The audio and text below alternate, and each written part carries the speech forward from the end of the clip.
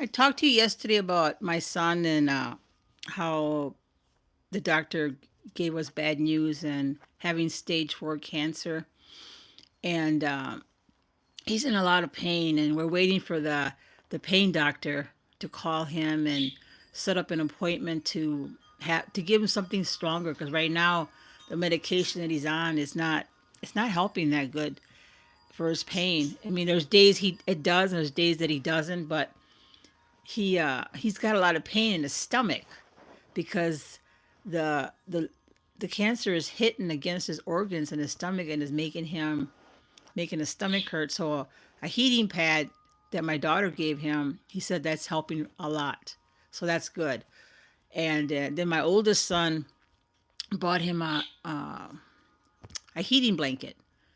So that somehow, I guess, gives him comfort, and that's all we want, is for him to be comfortable. But the family's all helping out and everything, which I'm very grateful for, because we all love him. And so anyway, I think it was last week, I talked to you guys about trying to figure out how to do this GoFundMe page. And I did have a comment on some lady that she she was in my same position I am in. I don't really, I'm learning about IT, but I'm just a beginner. But my grandson was able to start him a GoFundMe page. It's under Zay Waters, and people are reaching out to us and helping us out. Helping him out, because the medications are expensive, and I'm helping out as much as I can.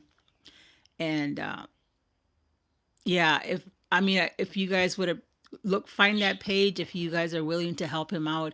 He doesn't have insurance or anything, but he needs to see the doctor, and it's going to be a long journey for us. And of course, I they gave me time off from work too, FMLA, whenever I needed to take him to an appointment, so I protects my job. And I love my job, and I love my son too, so I was kind of like, well, I got to get this going. And I did that. I got approved on Monday, this past Monday.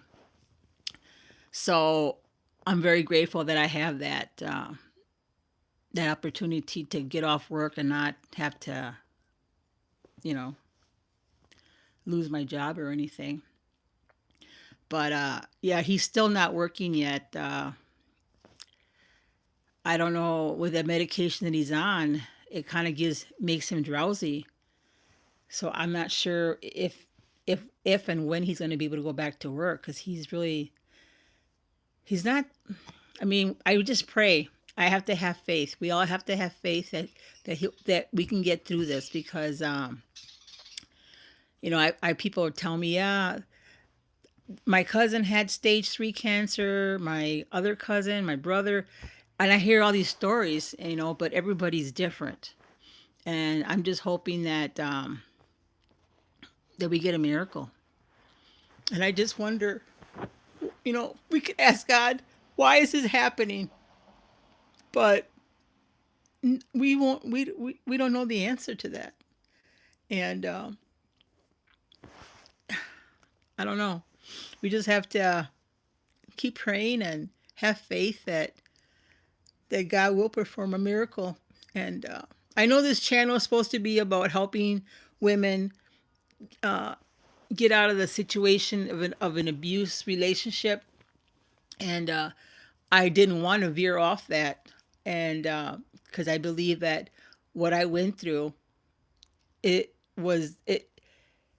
There's a purpose for what I went through. I didn't go through all that abuse for nothing, because I really have it in my heart to help people out there that are still stuck in that relationship that they don't deserve.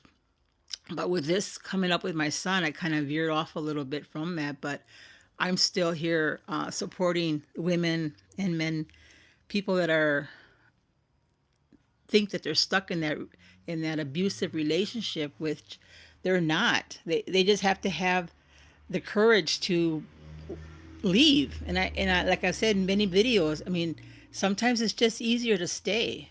And because I did that myself. A lot of times it was just like, you know what?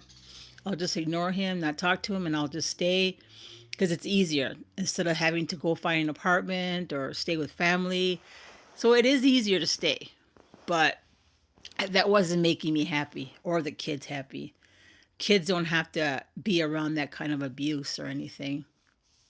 So that's still in my heart to help women and help women out there that need to be told there is a way out and there is help. Especially nowadays, there's so much help with domestic violence shelters and hotlines, and there's a lot of help out there.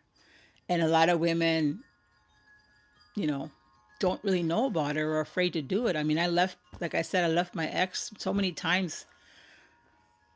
Oh my gosh, over 20 years of marriage. And I just felt like now I felt when I did finally get out of that situation, I just felt like I wasted all those years of I was 36, 35, and like almost 30 years cuz now I just turned 61, and I just feel like, I felt like I had wasted all those years, but I went through that, but God is using that situation that I went through to help women out there that are in that situation. So I really truly believe that, we go through what we go through and we end up where we're at, like where I am now in my life. I believe that I wouldn't be here talking to you if it wasn't for what I went through. And I do throughout the day. I help people. I talk to girls. I talk to women that are in that situation, and it's in my heart. And if I always hear something. I'll overhear a conversation where they're saying, "Yeah, she got beat up last night," or I'm not going to interrupt them because I don't know them. But I overhear it at shopping or at work, people talking, and it's all around me, and it's so sad to see that because people you don't need to live like that. And I know that I haven't talked about that for a few days because of my son, and but I hope you guys don't mind me sharing that because sometimes it's kind of hard to share with family. I mean, I know my family is there, but I try not to cry in front of my son because I want to be I want to be strong for him. And I did have to leave the. I had to get out of the hospital when the doctor was telling him about that, and I wanted to be strong for my son, but at the same time, I couldn't. I couldn't just sit there and listen. I had to leave the examining room.